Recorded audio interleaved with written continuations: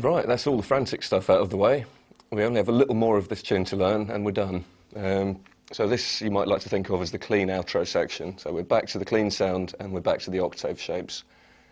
Here's the first little segment. Should sound something like this.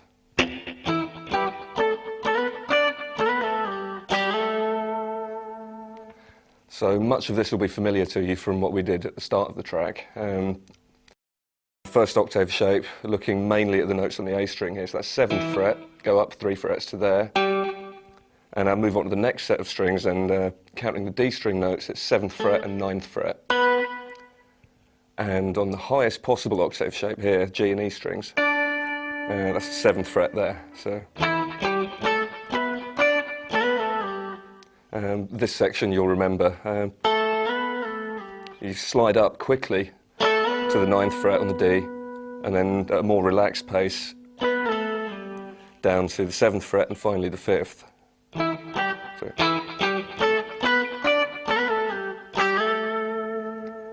Okay, another Hendrix flavoured fill coming up here. So this arguably based around that minor 7th shape there.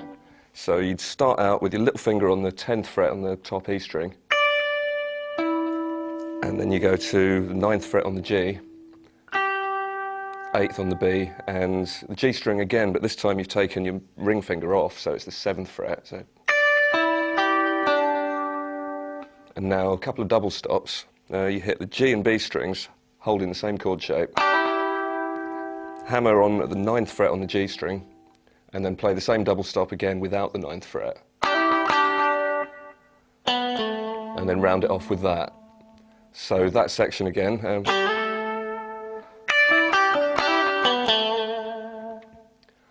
Okay, the next section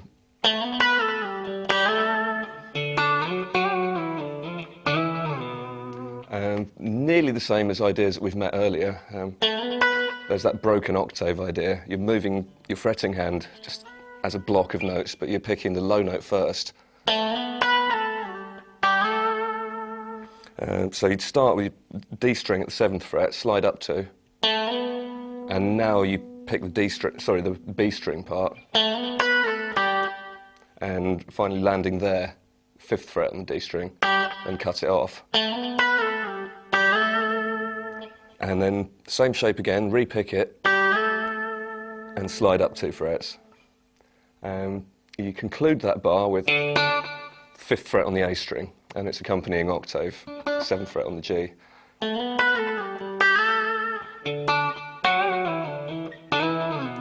And that's the first real departure, this part here. You'd start with an octave, 9th fret at the A string, bend them both up a semitone and down again, as quick as you can, and then slide down to the 7th on the A string and finally the 5th on the A string. So you come back, play this one, 7th fret, cut it off, and then finally, it's really important that you just lock your hand into the octave shape so that both of the notes move at the same rate.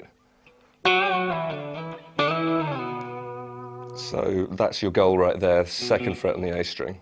And at the end of that, there's a little chordal fragment,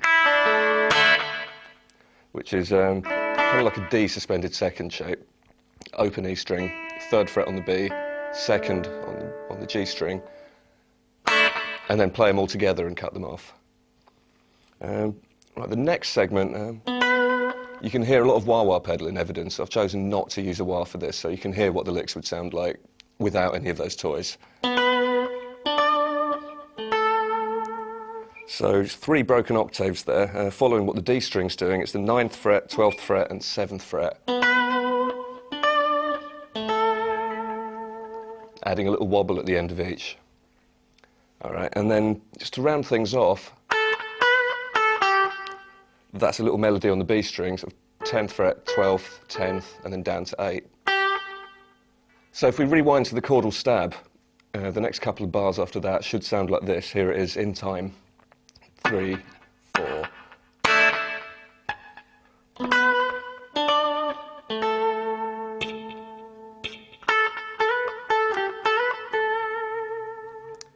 And at this point, everything kind of winds down. You might see this written as RAL in transcriptions. It just means everything slows down. It's not playing metronomically anymore.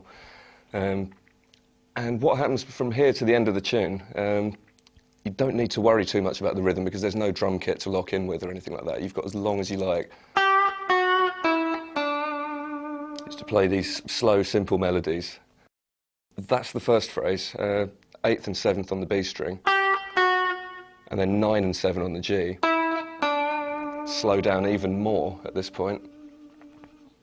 And now we have a long series of notes on the G string, each one decorated by the use of a wah-wah pedal. So you just start with it in the up position and then push the pedal down just after you've picked the note. But without that, it sounds like this. That's 4th, 7th and 9th on the G, followed by the same idea but going on for a bit longer. 4, 7, 9, 12, 11. A little bit Ain't No Sunshine. And then these two, 9th and 11th, same pattern, 2 frets lower. And then finally, nice long note there, 4th fret on the G string. And then 2nd, 7th and 4th frets. So far we've got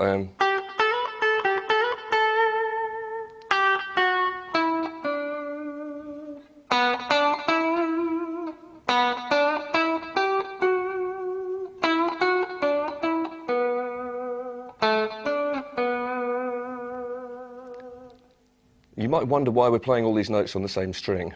I think tonally it sounds a lot more like the record, if you're prepared to move around the neck a bit more and use the fact that every string has its own tonal quality, rather than locking yourself in one remembered scale shape.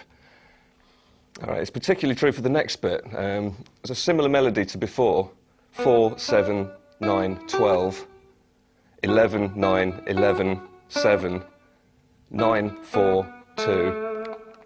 And for every note in that phrase, you're scooping up into the note using the bar. So you start with it slack.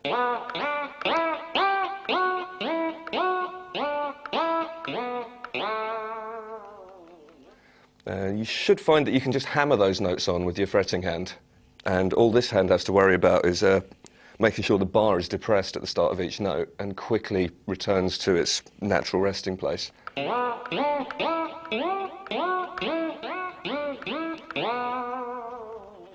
And there's a strange sound effect you hear on the original here, where he's adding vibrato to the note and pushing the bar down at the same time. So instead of, you get